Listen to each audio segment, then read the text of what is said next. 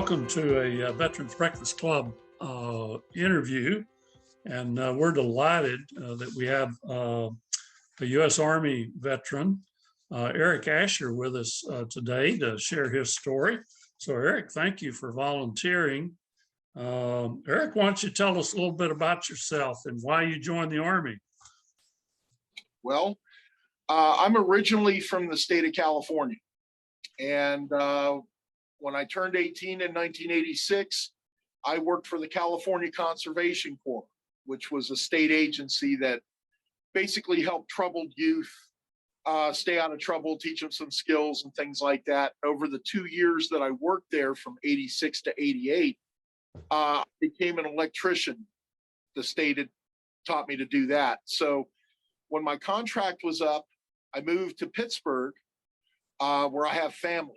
My whole mom's side of the family is from Pittsburgh. So I came back here in December of 88 looking for work. There was no work to be had in 1988 in Pittsburgh. It was a terrible time to look for work. And I happened to meet an old childhood friend of mine that I used to hang out with whenever I would visit my grandmother's house. He had just gotten out of basic training. He had his Class A uniform on, and that's what caught my eye initially. And then I went over and talked to him, and he was telling me, oh yeah, man, the Army, there's a lot of really cool stuff. They're offering a lot of good benefits right now. You ought to talk to a recruiter. But I was just this kind of California stoner kid, from California. And I didn't think that the Army would be a good fit for me. I didn't have that sort of mentality or attitude. And I said, well, I don't know if that's a good fit for me. He said, well, just talk to the recruiter. So I go down to Pittsburgh MEPS. I take the ASVAB. I scored top 1%. So they said, do anything you want in the Army. I said, well, I want to fly Apache helicopters. They said, except that, because my eyesight wasn't 20/20 going in. And they won't let you into the program if your eyesight isn't perfect. So I said, okay, well, what's the most technically advanced weapon system that the Army currently fields? Just so happened to be multiple launch rocket system, which had just gotten fielded to Europe a year before. It was a replacement for the Lance and the Pershing missile systems that were given up under NATO, nuclear arms reduction treaties and stuff.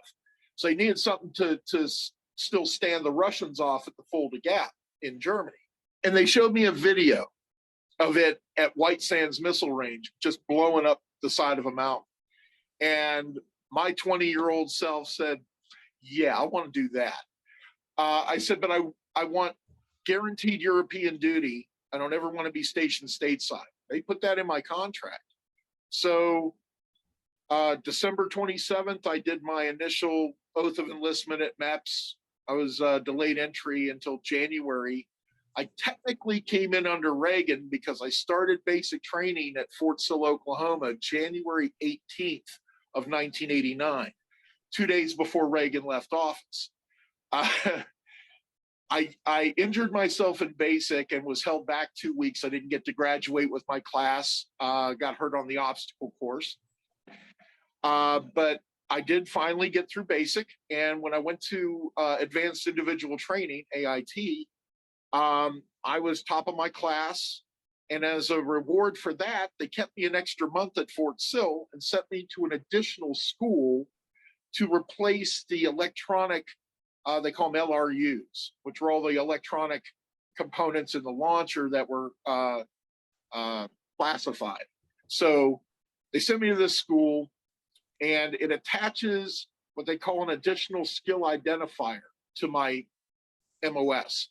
So I was a 13 Mike, multiple launch rocket system crewman, but I was a Sierra 8 technician as well. That's important because when I left Fort Sill and went to West Germany, I landed in Frankfurt on my 21st birthday in June of 89. I reported for duty in Babenhausen Kaserne at 1st to the 27th Bravo Battery Field Artillery. And it was part of the 41st Field Artillery Brigade, which is part of V Corps. So I'm reporting for duty, and the first sergeant's going through my file from basic and AIT and all that. And he asked me if I had any questions, and I asked him, well, how long does it take to get into a launcher? Because you have launcher guys and then you have ammo guys who run all the pods that the launcher guys fire. And it's two very distinct job descriptions within that MOS. And usually ammo guys are E1 through E3.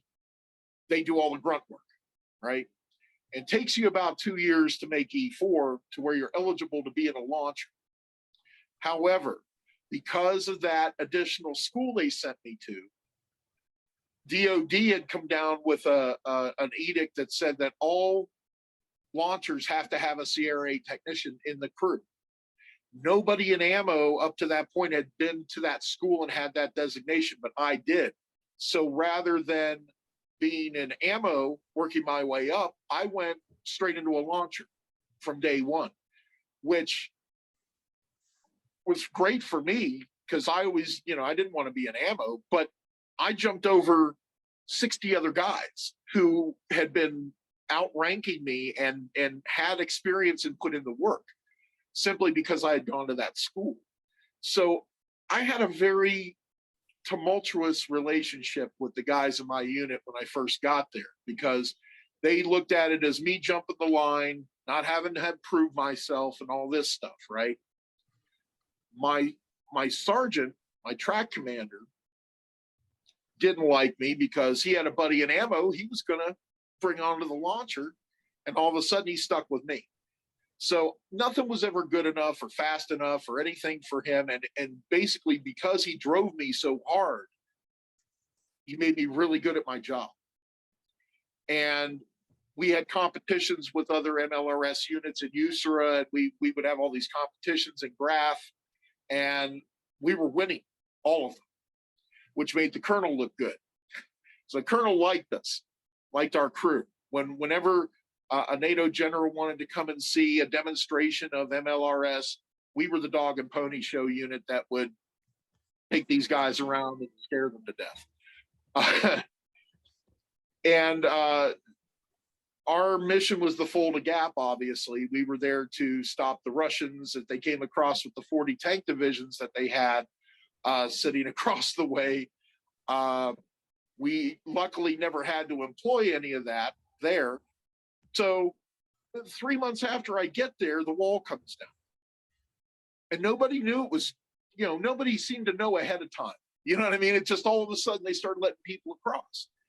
So I got to be there at an incredibly cool time to be there. It was just blind luck that I happened to get there right when all this was happening. So getting to watch Germany become one country again in real time was really very cool, afforded me a lot of travel time. I traveled all over Europe.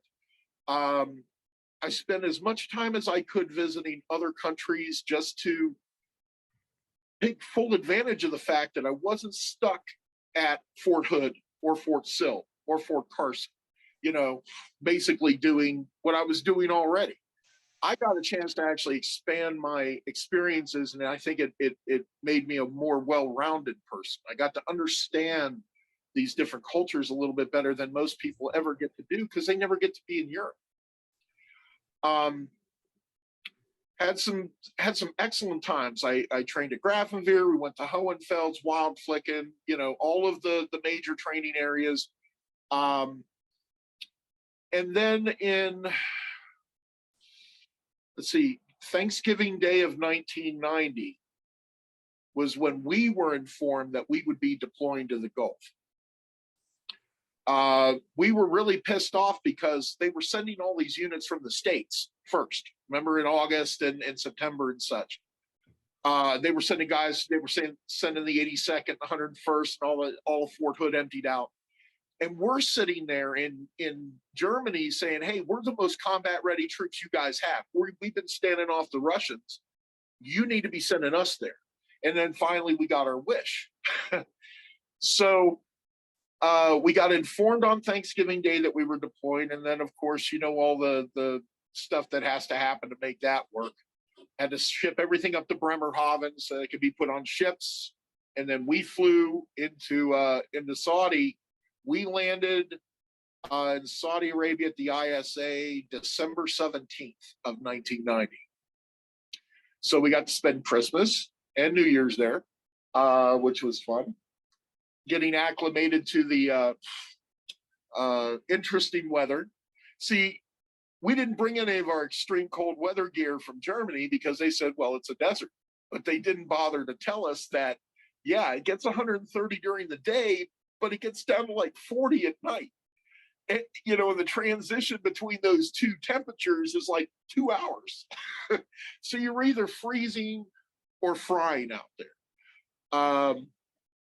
We spent 2 weeks at the ISA acclimating, waiting for our stuff to arrive on the ships from Bremerhaven. And when it did, it was all painted, you know, woodland camouflage. So we had to paint all our vehicles sand. And then they moved us to King Khalid Military City, KKMC. It was in the middle of nowhere, just in the middle of the deep desert. They had this huge military compound, and it was a joint effort. All of the services were there. A lot of the coalition forces were there. And that's where I guess they got their initial staging orders of where they wanted you to disperse and deploy to. So we were there for probably 2 weeks while they worked out all that stuff. And then we were convoyed out to Hafar al-Batten, which was, again, in the middle of nowhere. And we set up a battalion AO, and I'm digging a fighting position about 20 meters from my launcher, and our M8 gas alarms went off. Apparently what had happened was the Air Force had bombed a chemical munitions plant about 30 kilometers northeast of where we were, and we were downwind. So we got a real nice, scary thing when those M8 gas alarms go off. Your blood just runs cold, you know. All my mask and everything was outside the hole I was digging, so I had to climb out of an armpit deep hole just to get to my mask, run into the launcher, get that buttoned up, hit the overpressure, knock out everything that was inside the cabin, and then I'm sitting there with NAC injectors in hand, wondering how many of the symptoms do I have? Do I need to hit myself with these injectors? Luckily, we didn't. We didn't receive enough of a dosage to cause us a problem. But there we were exposed to sarin gas in low-level amounts, and there has been lingering health side effects from that have persisted to this day for me. So after that little chemical weapons incident, they then linked us up with 1st Cavalry Division, and we fought in support of them. See, we were a division artillery asset. Wherever they needed the firepower, that's where we went. And you got to understand, nobody had ever seen a weapon system with this kind of capability. One launcher has 12 rockets on board. Each of those rockets is a cluster bomb, basically, if you want to make it simple. 644 submunitions per warhead, 12 on board. Each rocket will kill everything in a football field. You fire 12 of those in the right pattern, and you kill everything in a square kilometer in about 18 seconds from 45 kilometers away. And then you can reload this system in 5 minutes and do it over and over and over again. That's what I did. I was the driver, and it was a 3-man crew, driver, gunner, track commander, but we're all cross-trained in each other's jobs. So we all knew how to do each other's jobs, and a lot of times we covered for each other. Like if my gunner needed to catch some shut-eye, I could run the fire missions for him. And that's the kind of thing we did when we were there. 1st Cavalry took us in at night. We did some nighttime raids with them, taking out ground surveillance radar sites along the frontier. And then the day the ground war officially started, First Infantry engineers blew a big hole in that berm they had set up on their western side.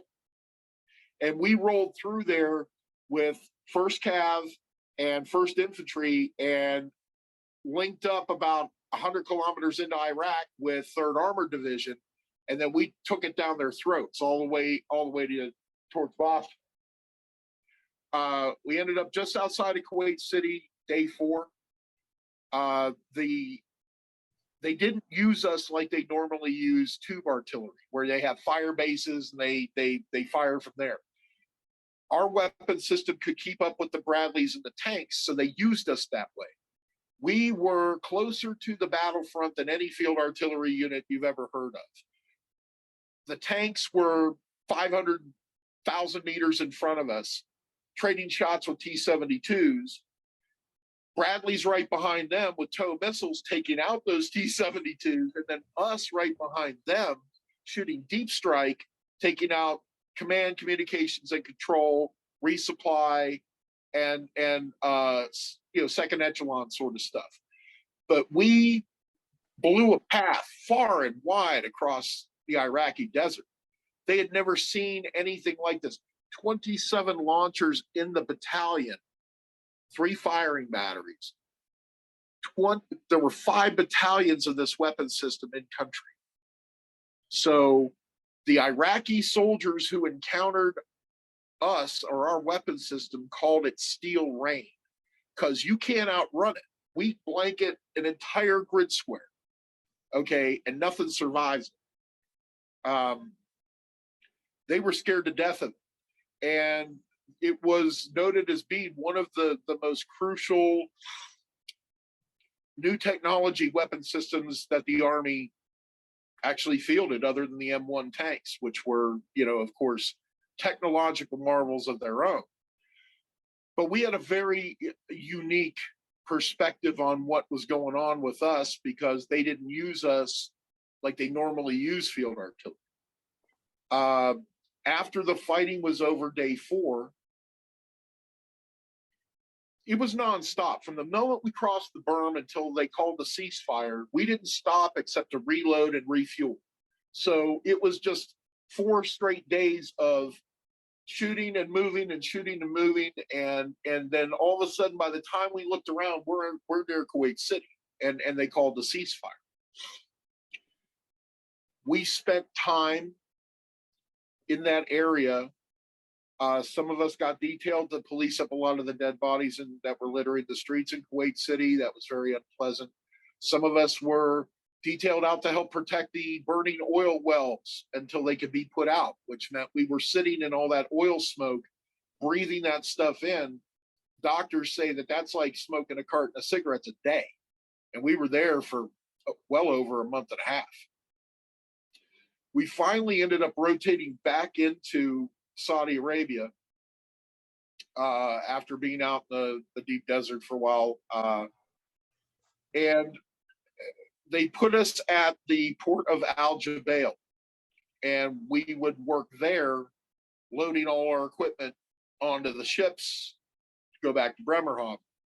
The main part of my unit went back to Germany in April of 91. But those of us who were under E5 and not married had to stay and work at the port until all of our equipment was on there. So I stayed until July. You still got danger pay, for the whole time you were there. And that was kind of neat. And there was a lot less supervision once the main part of the unit went back to Germany. And we had a lot of fun with the British soldiers. They were making moonshine on their little camp.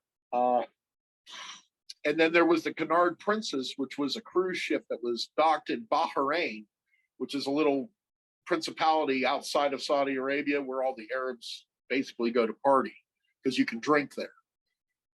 They had the Canard Princess docked out there as a recreation boat, and we got a chance to rotate onto that towards the end of our time there.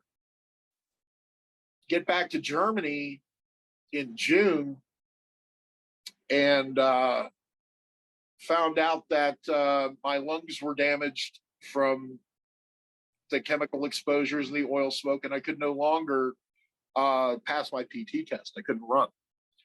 And so they got rid of me, an honorable discharge, but not a medical discharge, just they were riffing people out of Western Europe after Germany reunited anyway. So October 91, IETS'd out of, they sent me back and IETS'd out of Fort Dix. So at the time, that was real devastating for me because I liked my job. I was really good at my job. I had lots of awards and letters of commendation and all sorts of things. And I wanted to make a career out of it. But getting sick over in the Gulf was just, you could never foresee that. So, I'm sure that people find a calling sometimes that they just know this is what they're meant to be doing. And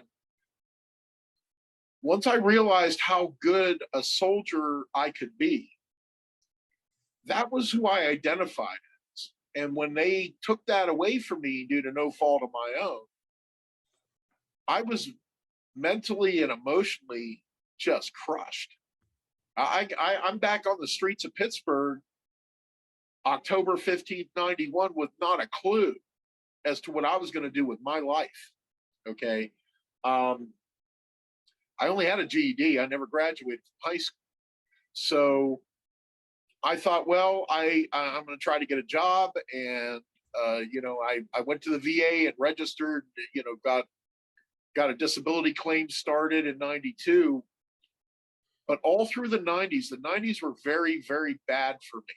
I couldn't hold down a job. I couldn't understand why I was just a wreck all the time emotionally. It was the PTSD and all the physical issues I was starting to have because of my exposures. By, 1994, I was homeless. I was on the streets of Pittsburgh for a year, from 94 to 95. The VA had a program called a domiciliary program where they take a limited amount of homeless veterans and they house them and try and help them, get themselves together. I went into that program and successfully negotiated, navigated it over a year. But in the process, they medicated me so heavily that I was just like a zombie all the time. I had no feelings, it was a way of living that I was not prepared to continue with. And I was lucky enough to rediscover cannabis as a medicine. And through the judicious use of that plant, I was able to eliminate over time all of the medications that the VA had me on that were psych meds, sleep meds, pain meds, all of that stuff. Cannabis manages my PTSD symptoms better than anything the VA ever gave me. It helps with my insomnia. It helps with my physical pain. I'm riddled with arthritis throughout my body.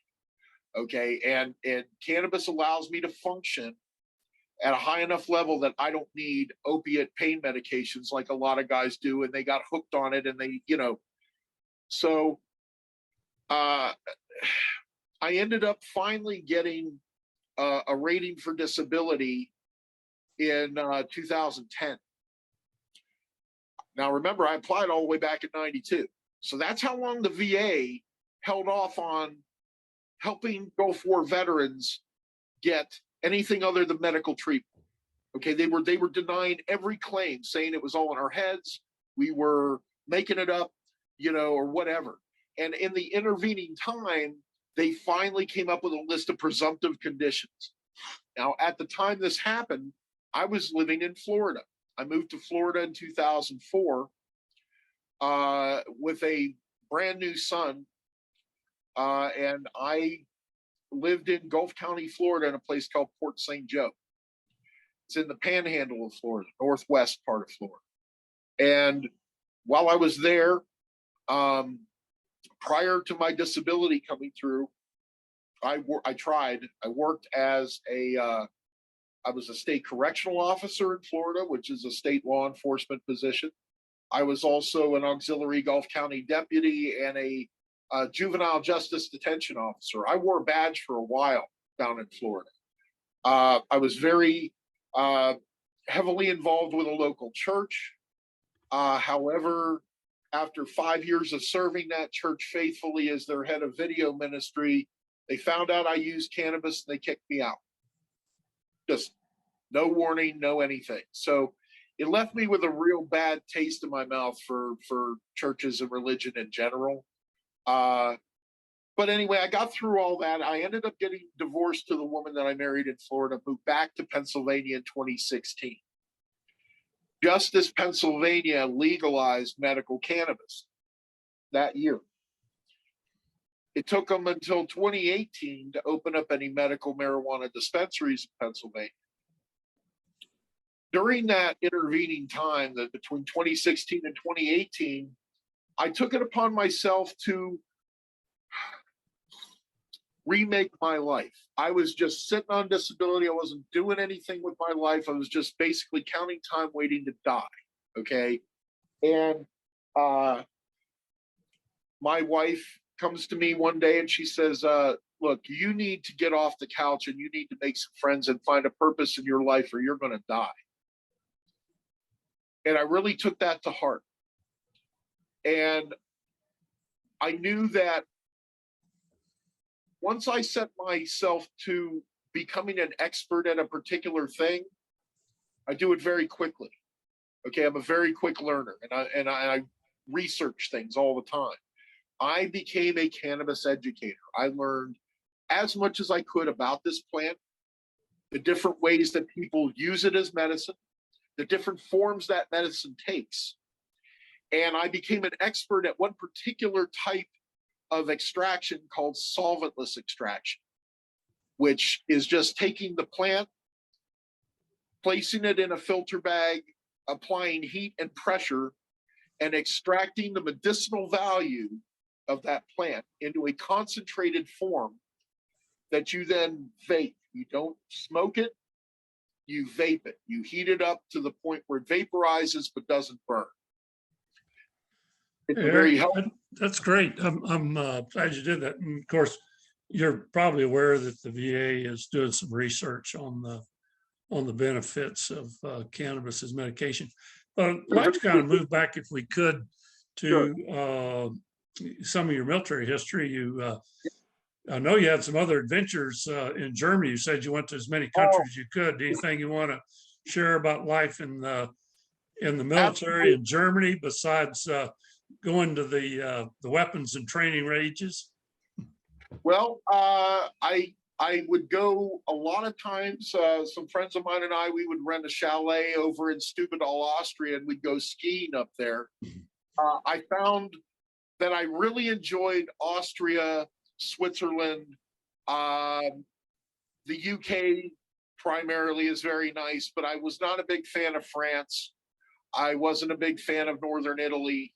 I just found that they seemed to have an attitude towards Americans that wasn't too cordial. But I found that most of the rest of Europe loved Scotland. Scotland was a really neat country. Ireland was cool. I didn't spend a lot of time in England because it was just so expensive. You know, the exchange rate was terrible. I loved Holland, went to Amsterdam, went to Berlin after the wall opened up and you could go there.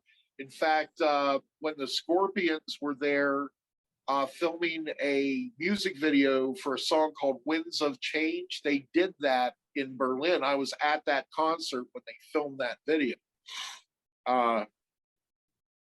That story I told you about getting caught on the wrong side of the wall about a month before it came down was an interesting thing. There's a lot of the history that is not family friendly. understand, I was 20 years old. I was single. All of my friends were in that age range and in that same thing. So there was a lot of partying that went on in various places. We were very partial to Frankfurt. It was a fun place. I loved Munich for Oktoberfest. Um, Oktoberfest was amazing.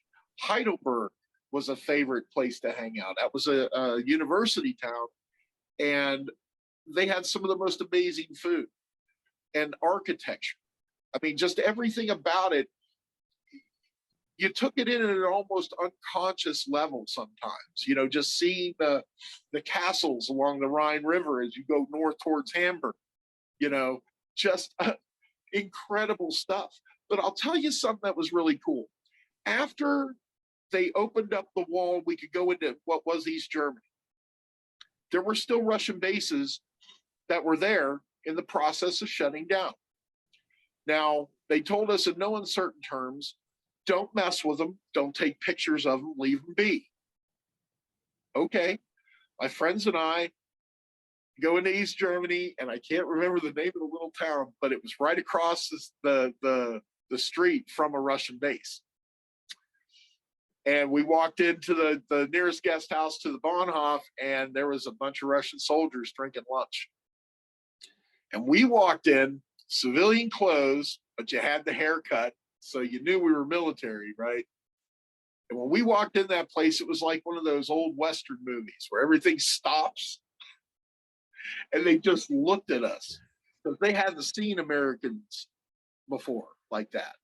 So walk up to the bar, ein Bier bitte, drinking our Hefeweizen. And one of the Russian soldiers, I believe he was a lieutenant because most of the enlisted guys didn't speak any English. The officers spoke a little. So this Russian officer comes up and he says, "You Americans?"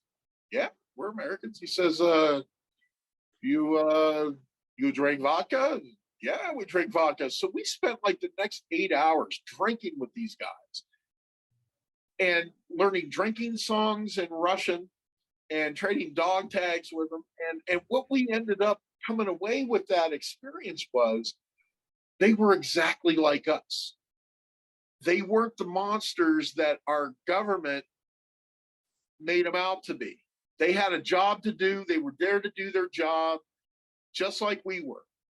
And once we got all that negative, stereotypical crap out of the way, we had some really, really positive times hanging out with these guys, and they were all our age, so it was very easy to see that,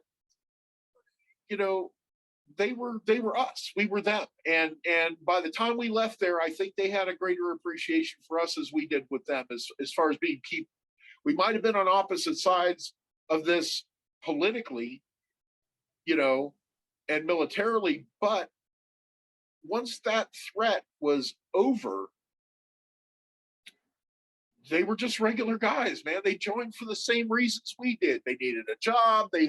Some of them were patriotic. Some of them were trying to support their families, whatever. It was a really, really amazing experience getting to talk to those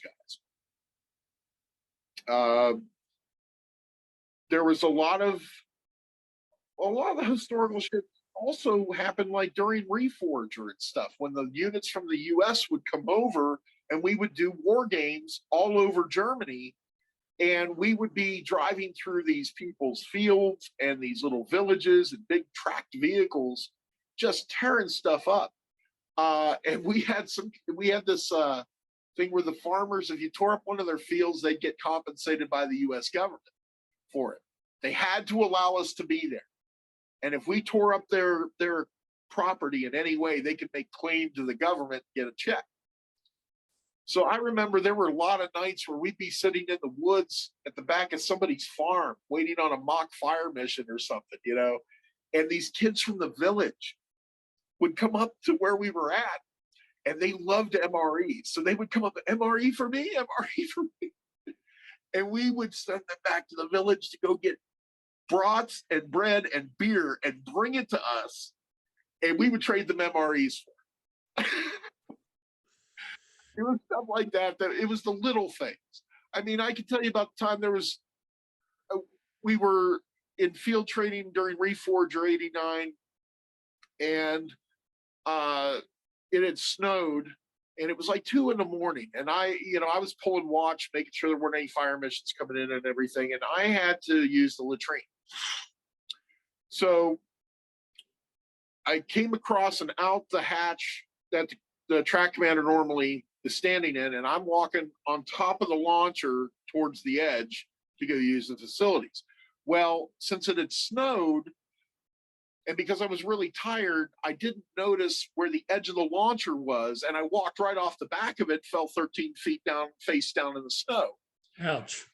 Oh yeah, I mean, it's just, it was comical stuff like that were just little things that made that whole time there really interesting.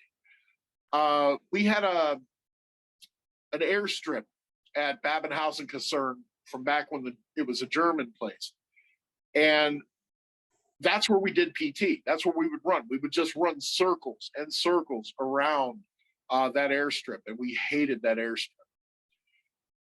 But the reason we hated it so much is because normally we would spend until 04:30 at the guest house, stumble back onto the post, throw on a PT uniform, down half a pitcher of coffee, and then go run 5 miles of the airstrip.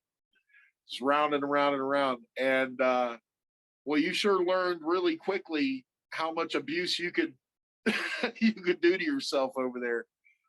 I lost all taste for alcohol when I came back from Germany. It was fun while I was there, but I haven't had a drink in decades. That period of my life was so formative for me, because prior to getting in the Army, I was just this troubled kid in California, got an opportunity through the state to enter that program and learn some skills, but my maturity didn't really take place until I was in the Army. It's what gave me a work ethic. It's what made me a survivor. Prior to my military experience, I could never have imagined surviving any of the life experiences that the 90s brought me. Okay. If it wasn't for my time in the Army and the sort of skill sets that they instill into you, and I wouldn't be here talking to you right now. I tried to take my own life in 1994 when I was homeless. I didn't see any light at the end of the tunnel back then. I wanted to stay in 30 years. I wanted to retire. I could have been a command sergeant major, and I've had to adapt to what life threw at me, which was, hey, you got sick, you can't do that job anymore. And I spent so much time searching for something that would give my life meaning after that. It's been a journey, but I've never forgotten the lessons that the Army taught me, work ethic, especially, the fact that you adapt, you face it head on, you deal with it. Some of the things that I truly remember about the last vestiges of the Cold War were that every soldier had to have what's called a Smellum card, Soviet military liaison mission card, little card you kept with you even when you were in civilian clothes. And if you saw one of these vehicles with a special license plate driving anywhere near you, you had a special number on that card. You had to call them and give them every bit of information you could. What road it was traveling on, how many people were in the vehicle, and all of that to MI. And apparently they kept track of these vehicles because they it was all spy shit, so that's, as far as my military time, like I said, it was short, it was intense, it was transformative. And I spent a good portion of my time after the military trying to find that meaning, find something to keep my life moving forward. If it hadn't been for my time in the Army and the experiences I had there, I'd have never survived. As far as a lot of the specifics of things, I mean, a lot of what we did while I was in Germany was all training stuff. We didn't get into fighting the war until we were down there doing it. We never trained for desert combat. We were trained to fight the Russians in the woods, you know. So it was we had to hit the ground running and learn how to fight in an environment we were never supposed to be fighting. You know, we had never trained at NTC. We had never gone to White Sands or any of that. We were trained to fight Germany and fight the Russians. And, you know, that being thrown into a completely alien environment and having to adapt to that very quickly, I think what we did in the Gulf was absolutely miraculous. We took out the fourth largest standing army in the world at the time in 4 days on the ground. Air Force did a bang up job of bombing the hell out of those guys prior to us breaking through the berm and going after them. I remember at night in Saudi Arabia, there's no light that gets in, like city lights that block your vision of the night sky. It is the most amazing sight. We were looking at 200 comets an hour flying through the sky, you know, that you normally would never see if you were anywhere near a city. The sunrises and sunsets were epically beautiful out there. I remember pulling guard duty one night with a buddy of mine. We were on the perimeter at the 50 caliber, and I watched a flight of B-52s with their fighter escorts. They had their nav lights on, and then they hit a certain point in the sky and the nav lights went off, but you could hear the planes as they came overhead. And then about 10 minutes later, out on the horizon, it would light up like it was daytime, because they carpet bombed the crap out of those guys for a month before we ever went after them. So you would see the horizon light up, and then about 10 minutes later, you'd hear the planes again. They'd hit that point in the sky, and the lights would go back on, and you'd see them fly off. And the minute their lights were out of your visual area, there was another set coming back. It was 24/7, nonstop sorties the whole time. Our close-in air support were A-10s and longbow Apaches. So we got to see the bombing from kind of far away. We didn't really get to see any of this stealth stuff, you know, as such. We saw a lot of B-52s, a couple of B-1s, you know, that kind of thing. But it was mostly C-130s, Apaches, A-10s.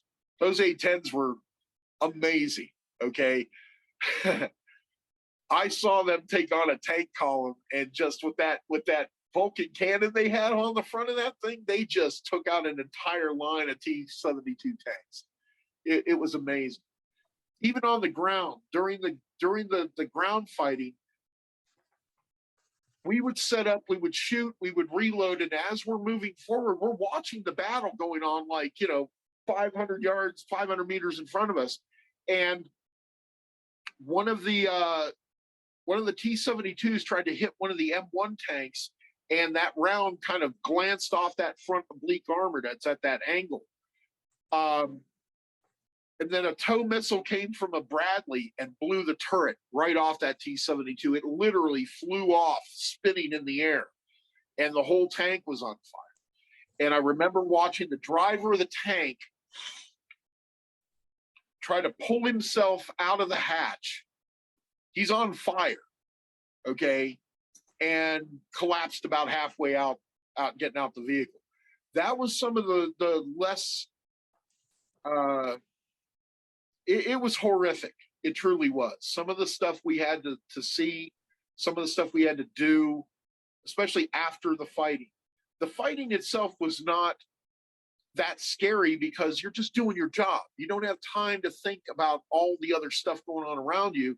It's get the launcher here, get the rockets off, get new ones, and keep moving. And the horror of it all didn't really sink in until after, after the ceasefire was called and we weren't actively engaged in combat operations. It left a lot of destruction. A lot of dead bodies littered Kuwait after Saddam retreated. And they didn't have enough civilians to take care of all that. So a lot of us got tasked with helping them out. And a lot of the issues, mental health wise, insomnia, bad dreams, all that doesn't come from the fighting itself, but what we had to do afterwards. Cleaning up,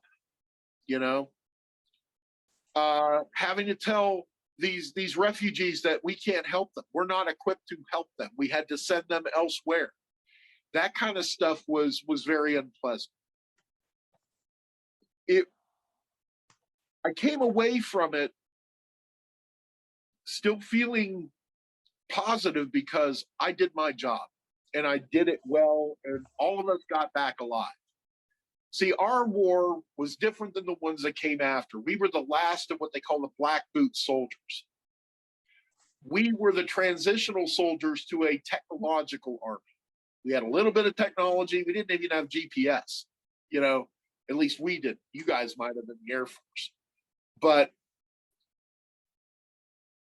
soldiers today have a completely different type of war fighting than we did, Ours was very straight up. It was very World War II. Force on force. You could see the enemy on the horizon.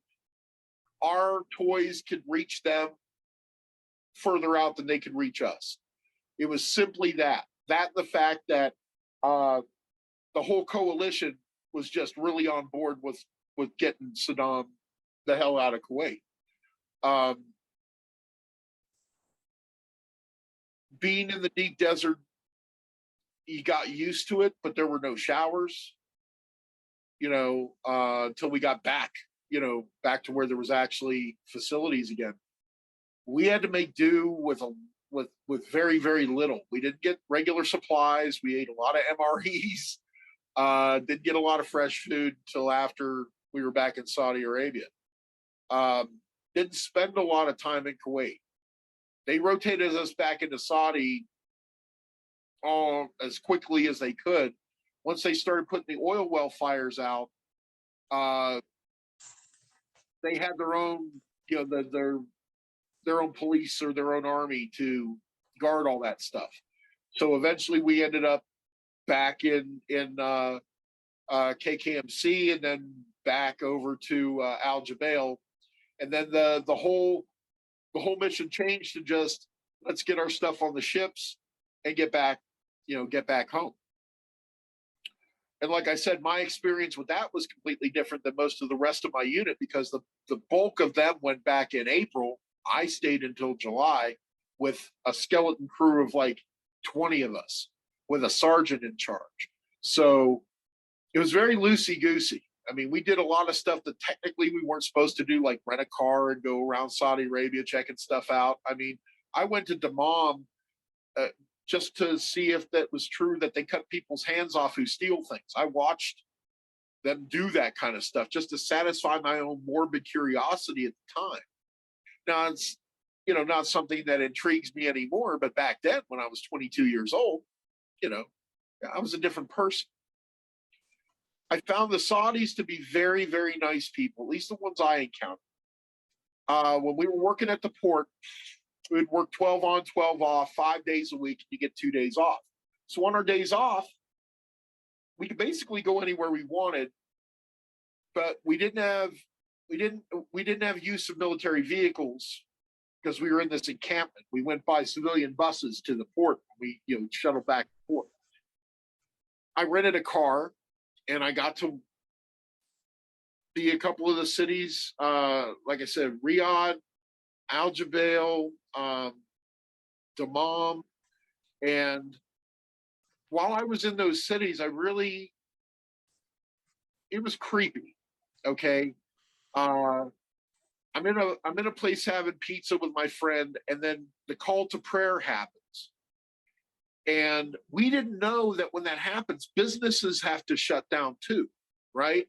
So we're waiting on our pizza to be cooked, and then all of a sudden you hear the call to prayer, and they start turning off the lights and locking the front door to the thing, and we're like, "What's going on here?" Because we weren't briefed on any of that stuff. So they were like, "Oh no, no, no, it's okay," because we're getting ready to light them up. We didn't know if this was a terrorist thing or what was going to happen. And then they explained, we have to, 5 minutes and then be fine. So got to see a T-72 up close because they had left one abandoned on a highway in Saudi Arabia. And when I was renting my car, I just happened to come across and I took a picture of me standing inside of it doing the peace sign. And then when we worked at the port loading our equipment, we weren't just loading our stuff, we were loading whatever needed to be loaded.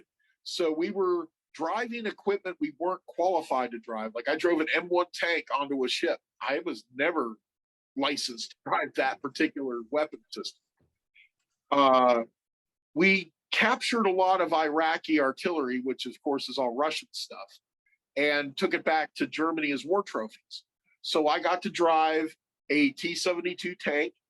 I got to drive a self-propelled howitzer, and what was it? Something that was kind of resembled a Unimog, but it was a Russian version of it.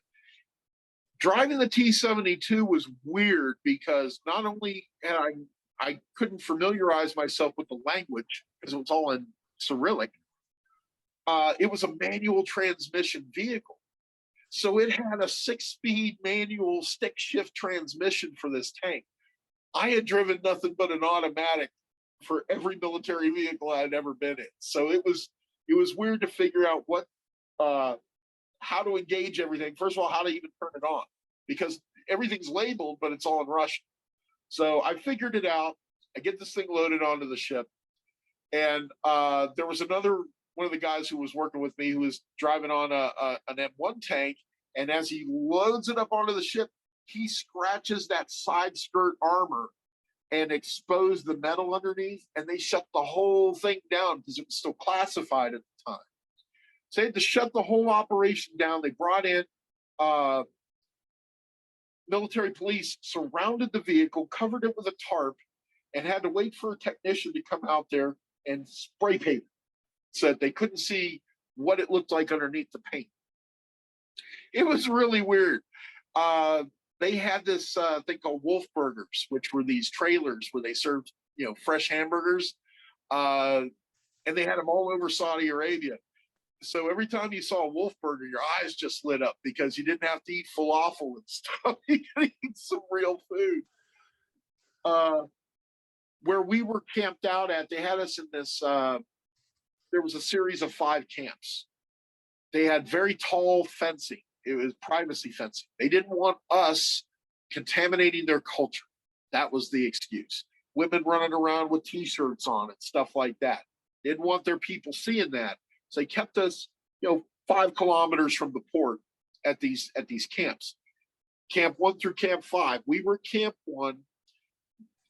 There was Air Force guys in Camp 2. There were Marines in Camp 3. There was the Desert Rats, which were a British unit at Camp 4. Camp 5 we called Wally World. That was like an R&R. They had a pool and a movie theater there, and that's where we'd go hang out a lot when we weren't working. And so we got to meet all of these different units and work with them. Working with the Marines was kind of interesting. They're a lot like us, but they have no sense of humor. Getting to hang out with the British soldiers was fun. We traded MREs for their field rations. They were distilling alcohol there. So a lot of us would buy these water bottles for $20 that didn't have water in them. And that's how you got away with drinking over there, because if they caught you with it, that's a death penalty offense in that country. So they don't mess around in Saudi Arabia about alcohol or adult men's magazines or any. You couldn't get away with any of that stuff over there without seriously risking your life, because we didn't have a status of forces agreement with the Saudis like we did with the Germans. So if we got caught, got trouble doing something down there, there was very little they were going to be able to do to keep us from incurring the wrath of their justice system. So we stayed away from them pretty much. Well, you sure had some quite an adventurous life for 2 years in Germany and Saudi Arabia and Kuwait. Yeah. Well, good. Well, I am so pleased that you've moved past the struggles that you had. My serving other veterans hasn't stopped because I got out of the Army. Once I figured out how cannabis worked for me, I have been an advocate for helping other veterans who have a lot of the same issues, mental health issues, to access medical cannabis, despite the VA not being on board with it right now. So what I'm doing now is I'm an advocate, I'm an educator, and once the feds legalize cannabis, at the federal level, I will be in the business of selling concentrates under my brand. But the whole thing about that is 100% of those proceeds are going to build high density housing to house homeless veterans right here where I live in southwestern PA. That's the end game with everything I've been doing, is to try and do what I love doing now and take the proceeds from that and help out every brother and sister veteran that is on the streets not be anymore. That's what I've been doing to give my life meaning ever since I've gotten out of the military. So I still serve, I just do it in a different way now, but I'm still serving my fellow veterans. That's great. Well, thank you. And I'm looking forward to meeting you in person at some in-person events. And I know it'll be good for other people to hear your story, both from this recording and hopefully we can get you on some Zoom programs as well as some of our in-person. But I sure do thank you, Erik. This has been a wonderful interview. Appreciate it, sir.